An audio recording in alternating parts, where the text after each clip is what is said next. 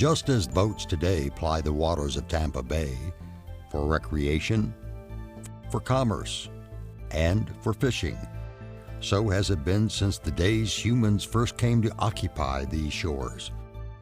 Many ancient objects that were fashioned by human hands, tools, projectile points, pots, have been discovered in the area encompassed by the Weedon Island Preserve.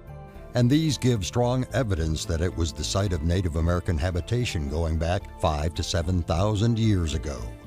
And at the dawn of the 21st century, a dugout canoe belonging to an ancient local Native American culture was found by a Pinellas County resident as he strolled along the Weedon Island Preserve shoreline. Fortunately for science, he reported his find to the archaeological experts associated with the preserve's education center, setting in motion a process to protect, document, and preserve what would turn out to be an extremely significant archaeological find. In 2007, a team of archaeologists, students, and volunteers set out to perform an initial one-day exploratory investigation of the artifact. A slow and careful process of removing the shoreline mud revealed what the team came to quickly realize was something very unusual and special. A distinctive raised bow implied that this vessel was made for open sea use, where the water surface would be more choppy than in more protected inland rivers and creeks. There were a few immediate surprises. First, how much of the canoe remained intact, despite the fact that long-term immersion in salt water is not kind to wood. As it is, the thinner sides of the hull up to the gunwales did not survive, only the thicker parts, like the bow and keel. The second surprise was the canoe's length. When the archaeologists reached the end of the broken stern, it was 1 inch shy of being 40 feet long. And the thinking is that there was even more length to the canoe that did not survive. Yet another surprise was a segment of an obviously hand-fashioned pole made of pine lodged under the canoe. Its use can only be speculated, but radiocarbon dating of a sample showed it to be about the same age as the canoe. Measurements were taken, and technical diagrams were drawn for study. Small samples of the canoe were taken for wood type identification and radiocarbon dating. And what those samples eventually told us was that the canoe was built from a single pine tree somewhere around the time of AD 690 to 1010. At the end of this preliminary examination, the canoe was reburied to wait until the proper permits were secured and funding could be raised for its complete excavation and preservation. 3 years would pass until the morning of March 1st, 2011, when archaeologists and volunteers boated out to the site to once again uncover the canoe.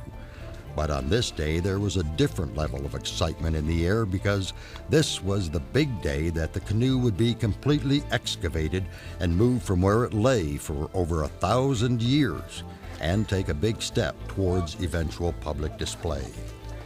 At over 40 feet long, the canoe had to be cut into 4 sections for safe extraction and transport back to the research station, where a storage tank holding a preservative solution had been prepared and was waiting. Slings were threaded under the bow section for lifting it out of the muck. Then the big moment came. So on 3, ready? 1, 2, 3. Soft. Perfect. Right. Perfect. Thanks. All right. You want to get some more strap? And for presumably the first time in 1,100 years, a canoe used by Native Americans who lived in what we now know as Pinellas County was moved from where it had rested for centuries, waiting to be found. Work continued to cut and excavate the remaining sections of the canoe. The 2 sections from the canoe's stern were not as solid and intact as the front 2 sections, and it was thought that they would crumble through the slings, so full sheets of plastic were inserted under them for lifting. Meanwhile, glowing with the look of a proud papa, Harry Corin, who discovered the canoe, was there that day, after all the years, to see his find finally rescued for posterity. The sections were taken back to the research station for cleaning and preparation for their placement in a specially built tank holding a preservative that would slowly be absorbed by the canoe over time. The preservative used was a solution of polyethylene glycol, which is a wax-like substance that would soak in and replace the water that had penetrated the wood over the centuries. 3 years later, in May of 2014, the canoe sections were removed from the preservative, cleaned,